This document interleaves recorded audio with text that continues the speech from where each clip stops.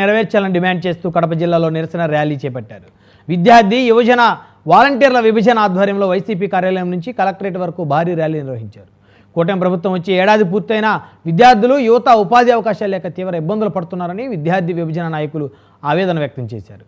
ఇప్పటికైనా ప్రభుత్వం స్పందించి నిరుద్యోగులకు డబ్బులు జమ చేస్తామన్న హామీని నెరవేర్చాలని డిమాండ్ చేశారు.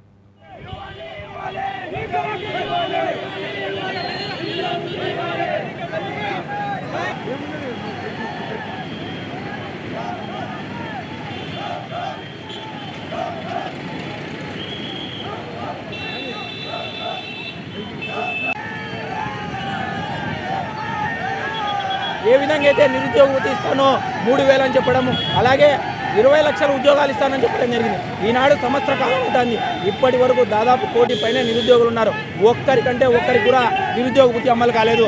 అలాగనే నిరుద్యోగ వృత్తి పక్కన పెడితే కనీసం ఉద్యోగ అవకాశాలన్నా కల్పిస్తాడులే అని ఎంతో మా యువత ఆతృతగా ఎదురు చూసినారు. చివరిగా ఏం చేశారంటే దాదాపు 4 లక్షల ఉద్యోగాలు కూటమి ప్రభుత్వంలో తొలగించడం జరిగింది. నిజంగా ఇది ఎంత అన్యాయం! నిజంగా కూటమి ప్రభుత్వం మా యువతకి శాపంగా మారిందని మేము చెప్పుకోవచ్చు. ఎన్నికల ముందేమో బాబు వస్తే జాబ్ వస్తుందన్నాడు. భవిష్యత్తు గ్యారంటీ, జాబు గ్యారంటీ అని చెప్పిన వ్యక్తి ఈ పాట భవిష్యత్తు గ్యారంటీ పక్కన పెట్టు, మాకు మాత్రం వెన్నుపోటు గ్యారంటీ అనే విధంగా చంద్రబాబు గారి ప్రభుత్వం ఉంది. చంద్రబాబు గారు మీడియా ముఖంగా మీకు ఒకటి తెలపాలనుకుంటున్నారు.